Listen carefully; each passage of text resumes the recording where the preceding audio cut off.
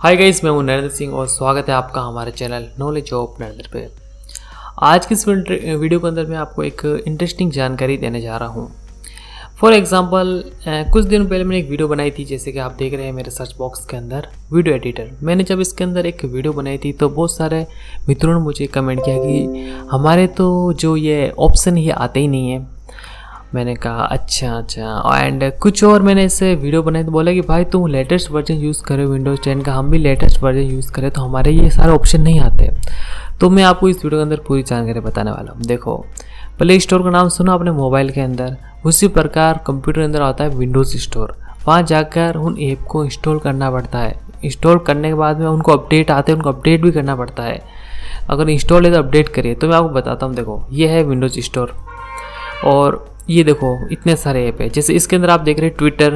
अगर यहाँ से ट्विटर आप लेटेस्ट वर्जन अपडेट कर दोगे तो आपके आ जाएंगे। जैसे ये हिंदी पे एक अनुभव, अगर आप हिंदी टाइपिंग वगैरह करते हैं तो उसके अंदर इसके अंदर अगर नया अपडेट करोगे तो और अच्छा चलेगा।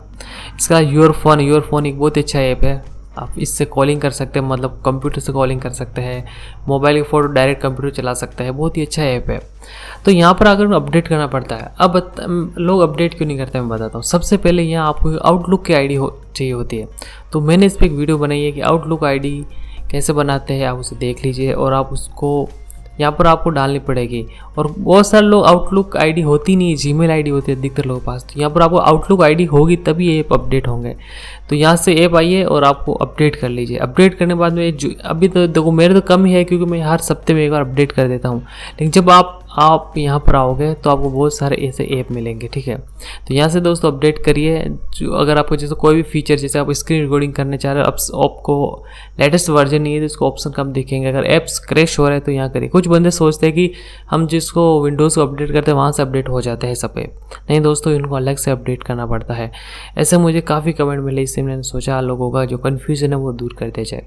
अगर आपको ये जानकारी पसंद आई है तो इस वीडियो को लाइक करिए। विंडोज़ संबंधी और इंटरनेट संबंधी और वीडियो चाहिए तो आप हमारे साथ सब्सक्राइब करिए। Thank you.